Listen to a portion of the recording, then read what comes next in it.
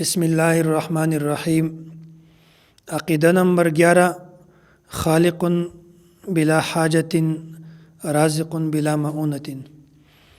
اللہ تعالیٰ پیدا کوي بغیر د څه ضرورت نه، رزق ورکوي بغیر د څه مشقت نه. سوال دا ده که چیرته مونږ خالق بلا حاجت ترجمه دا وکړو چې الله تعالیٰ چې څه پیدا کوي بغیر د ضرورت نه پیدا کوي، نو موږ خو د وسه پورې دا اورېدل فعل الحکیم لا یخلو عن الحکمه. د حکیم فعل چې کومه دا د حکمت نه نشي خالی کېدلی، په دا کې د خامخا یو حکمت وي. نو یو چې ضرورت نه بغیر ضرورت نشته او بیا پیدا کوي، نو دا په ظاهره دا فعل یو عبث فعل ده. یو دا ضرورت او یو دا حکمت. ضرورت دا یو بالکل ځان ته شی ده او حکمت دا بالکل ځان ته شی ده. او عقیده کې چې کومه ده خالق بلا حاجت، الله تعالی بغیر به ضرورت نه پیدا کوي.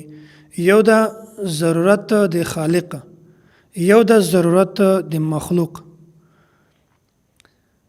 الله تعالی چې څه پیدا کوي د دې ضرورت صرف مخلوق ته ده، خالق ته د دې ضرورت نشته. الله تعالی چاته بچی ورکوي، نو مور پلار ته د دغه بچی ضرورت ته، الله تعالی ته د ضرورت نشته. نو د دې معنا دا کول چې الله تعالی بغیر د ضرورت نه یو شی پیدا کوي، دا غلطه ده. چې نه الله تعالی ته د ضرورت شته او نه مخلوق ته شته، بلکې د دې مطلب دا ده چې الله تعالی پیدا کوي بغیر د ضرورت نه، خو مخلوق ته ضرورت شته، خالق ته ضرورت نشته. الله تعالی بے نیاز ده. قل هو الله احد الله الصمد. تفسیر مدارک کې امام نصفی رحمت الله علیه الصمد لاندې لیکلی دي، وای لا يحتاج الى احد ويحتاج الیه كل احد. الله تعالی هیڅ چاته محتاج نه ده، خو هر شی الله تعالی ته محتاج دی. د هر شی احتیاج ضرورت الله تعالی ته شته، خو الله تعالی د چا هم محتاج نه ده. د دې نه دا معلومه شوله چې الله تعالی پیدا کوي بغیر د ضرورت نه، مطلب دا چې صرف مخلوق ته ضرورت ته، الله تعالی ته ضرورت نشته. رازق بلامؤنۃ. الله تعالی رزق ورکوي بغیر د څه مشقت نه.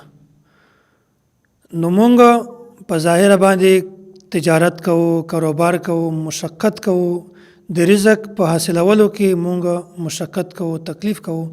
بیا د دې عقیدې څه مطلب دا چې الله تعالی رزق ورکوي بغیر د څه مشقت نه.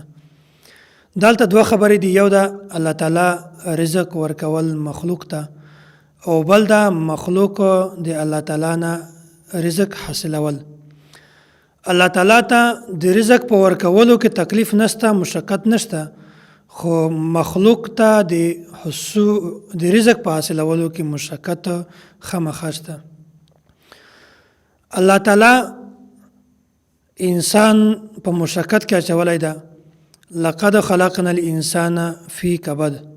قرآن کریم کې راځي الله تعالی انسان په مشقت کې پیدا کړی ده. کبد دا ظرف ده او انسان دا مظروف ده، یعنی انسان همیشه دا په مشقت کې ده. که چیرته په دې آیات باندې مشتاسی دا آیات مشتاسته په سمجھ کې راشي، نو په شریعت باندې عمل کول د مشتاسی لپاره ډیر آسان ده. او کله که په شریعت باندې عمل کولو سره مونږ تاسو ته پریشانی راشي، تکلیف راشي، بیا د هغې تکلیف او پریشانی برداشت کول، مشقت برداشت کول د موږ لپاره ډیر آسان وي. په دنیا کې یو کس هم داسې نشته چې هغه په مشقت کې نه وي. الله تعالی د خپل حیثیت او مرتبه په مناسبت باندې هر انسان په مشقت کې اچولی ده. خو کله یو نیم کار، یو نیم مشقت دا د یو انسان لپاره مشقت وي، او د بل انسان لپاره هغه کار دا د راحت والوي. نو دا مشقت چې کومه ده دا د انسان فطرت جوړ شوی ده. یو کس که په مشقت کې وي هغه کس نیک وي، دا د تعجب خبره نه ده. که یو کس په مشقت کې وي هغه کس مالدار وي، دا د تعجب خبره نه ده.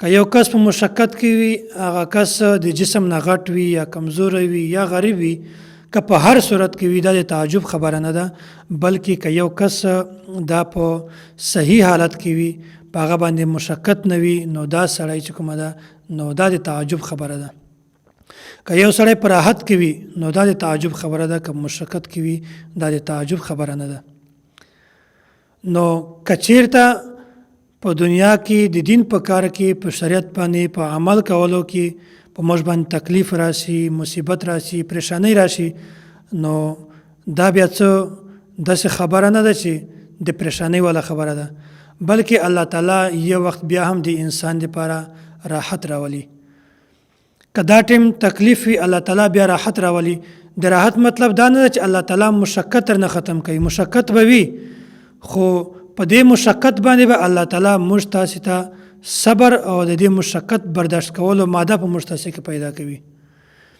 او داسې جلال الدین رومي رحمت الله علیه هغه فرمایي وایي په دنیا کې یو کس هم بیغمه نشته وایي داسې نشي کېدلی چې یو کس هم بیغمه وي وایي کوم یو کس چې بیغمه وي هغه د حضرت آدم علیه السلام د اولاد نه ده جد امجد حضرت آدم علیه السلام د موږ نیکه او ډېر زیات مشقت برداشت کړی ده وایي کوم یو کس چې مشقت کې وي دا د حضرت آدم علیه السلام د اولاد نه ده وایي یو کس هم داسې نشي کېدلی چې هغه بېغمه وي بغیر د مشقت نه وي او دی وایي چې زه د حضرت آدم علیه السلام د اولاد نه یم نو د دې مطلب دا ده چې الله تعالی رزق ورکوي بغیر د مشقت نه یعنی دغه مشقت صرف مخلوق ته ده خالق ته د مشقت نشته او الله تعالی پیدا کوي بغیر د ضرورت نه د مطلب دا چې د دې پیدا کولو ضرورت مخلوق ته ده خالق ته د ضرورت نشته الله تعالی دې موږ تاسو ته د صحیح عقیدې سمجھ را نصیب